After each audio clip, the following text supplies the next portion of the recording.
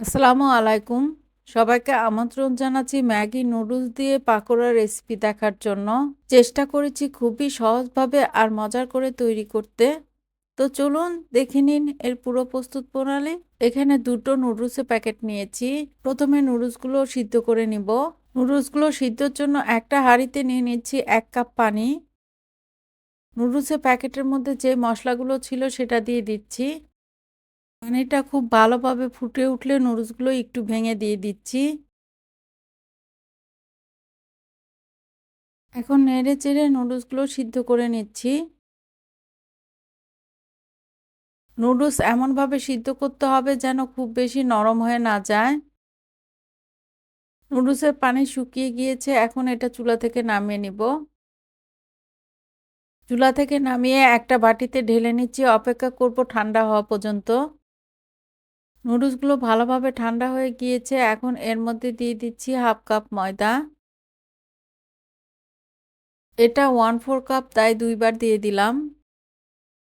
দিচ্ছি 1/4 চা চামচ হলুদ গুঁড়ো,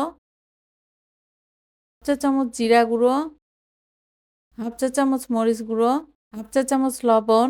লবণটা দেওয়ার সময় একটু বুঝিয়ে দিবেন, কারণ নুডলসের প্যাকেটে যে মশলা ছিল সেটাতে লবণ দেওয়া আছে। এবার দিচ্ছি 1 কাপের মতো পেঁয়াজ কুচি, 2টো কাঁচামরিচ কুচি, 3 টেবিল চামচের মতো ধনেপাতা কুচি।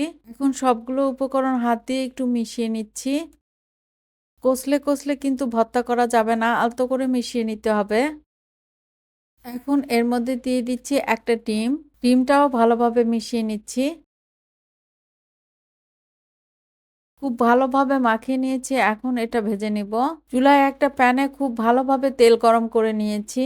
এবার একটা একটা করে পাকোড়া তেলের মধ্যে ছেড়ে দিচ্ছি।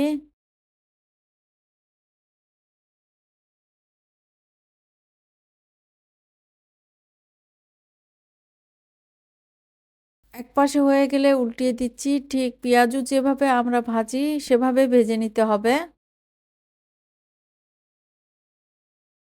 উল্টে পাল্টে খুব ভালো করে ভেজে নিয়েছি, সুন্দর একটা কালার চলে এসেছে। এখন এগুলো তেল থেকে তুলে নিচ্ছি।